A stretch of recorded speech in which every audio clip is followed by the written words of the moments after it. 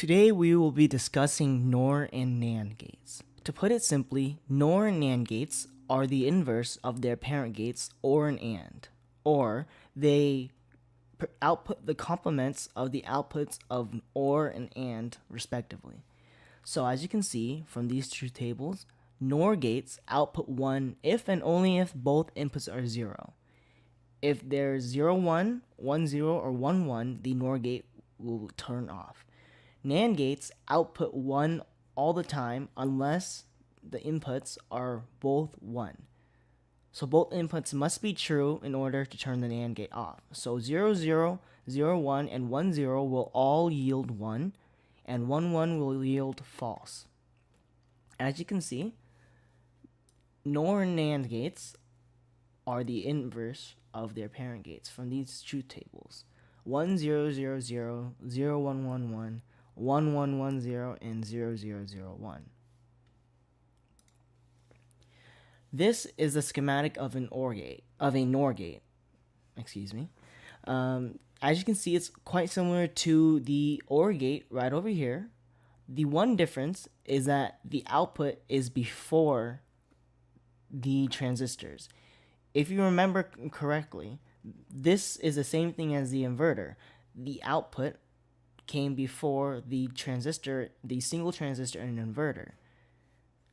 So as long as neither transistor is on, the current will flow through to the output. However, if any transistor turns on, either of them, the current will flow directly to the ground rather than to the output. Unlike here, where it will only flow to the output and nothing will flow if neither transistor is on. This is the NAND gate. Quite similar to the NOR gate, the NAND gate has the output before the transistors. The AND gate has it after. So the only way to have an output of 0 is to have two inputs of 1, which would allow current to flow directly to the ground rather than to the output.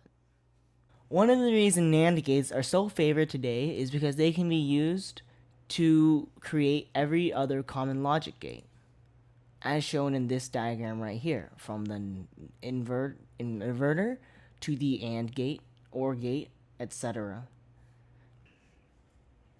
This flexibility allows them to be used in a wide variety of applications.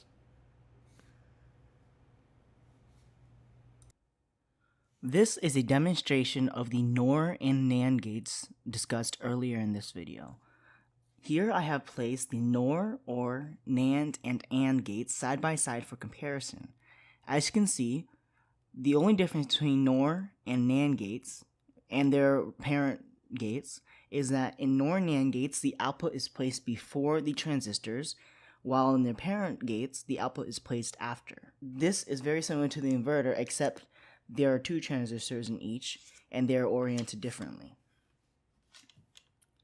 So here I have both a NOR and a NAND gate for demonstration. So on top is the NOR gate. So as you can see, the NOR gate will output 0, will turn off if I have at least one input turned on. So when I press B, it turns off. When I press A, it turns off, and when I press both, the output turns off. So as you can see, it is the inverse of the OR gate, which turns on only when I have at least one input on. Similarly, the NAND gate is opposite to the AND gate. It turns off only when I have both inputs on.